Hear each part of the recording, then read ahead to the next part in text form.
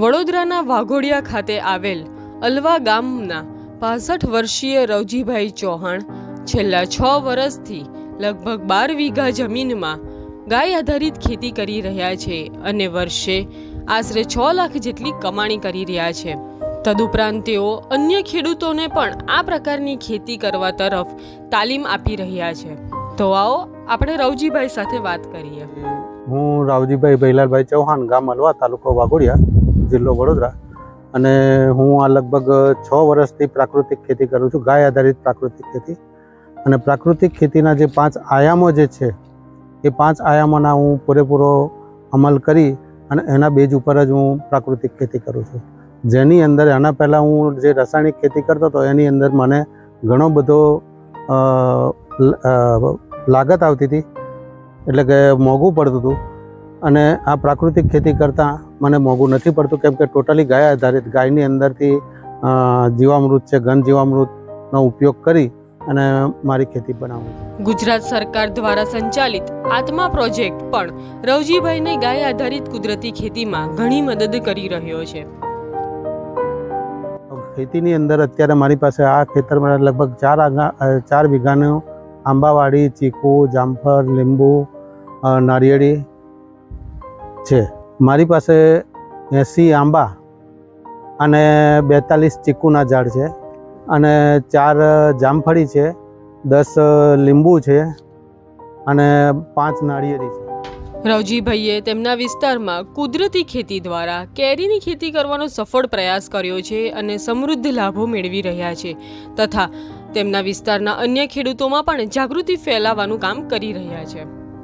વર્ષ દરમિયાન મારે ચીકુને આંબાની થઈને લગભગ 3 લાખની આવક આની અંદરથી છે। પ્લસ હું આની અંદર આંબા અને ચીકુના એના પછી એની સાથે સાથે હવે ચોમાસાની અંદર હળદર કરીશ, હળદરની અંદર સહપાકમાં તુવેર પણ કરીશ, એટલે એનો પણ મને ગ્રોથ સારો મળે છે। હળદરની પણ સારી એવી મને આવક મળી રહી છે। આ એક છોડ પાછળ કેટલો ખર્ચો થતો હોય છે વર્ષ દરમિયાન? એક છોડ પાછળ આમ જોવા જાય તો આંબા પાછળ મારે 0 બજેટની ખેતી, જે સુભાષ પાલેકર જે કહે છે એ 0 બજેટની ખેતી, એટલે મૂળ પાક જે જોવા જાય છે આંબા અને ચીકુ, એની અંદર સહપાકમાં હું હળદરને એ લઉં છું, તુવર, એટલે એની અંદર મને સહપાકની અંદર આ એનો મને મહેનત મજૂરી મળી જાય। સોલર પણ મેં લગાવેલું છે, સોલર 5 HPનું સોલર પેનલ છે। એમાં તે વખતે સ્કીમ હતી 90% સબસિડી, એટલે 1 HPના 5,000 રૂપિયા ભરવાના હતા, એટલે 5 HPના 25,000 રૂપિયા ભર્યા, જેની અંદર મને ટોટલી એ લોકોનું બધું જ આવી જાય છે। આપણે કંઈ જ નહીં, ખાલી સ્વિચ જ એ કરવાની, અને મારું પાણી પણ સારું એ છે। અને અત્યારે પાણીની અંદર થોડી હાર્ડનેસના લીધે કરીને અત્યારે એક સોફ્ટનર પણ લગાવ્યું છે એમાં। આ જમીન મારી મિક્સ છે, એટલે ગોરાટ અને કાળી જમીન, 2 ટાઈપની મિક્સ જમીન છે। સુભાષ પાલેકર કૃષિ અંતર્ગત જોવા જઈએ તો એક ગાયથી લગભગ 40 વીઘા જમીનની અંદર પ્રાકૃતિક કૃષિ કરી શકીએ છીએ, એટલે આ અમને બહુ સારું એ છે। અને એટલા માટે કરીને જ ગાય મેં એ કરી છે।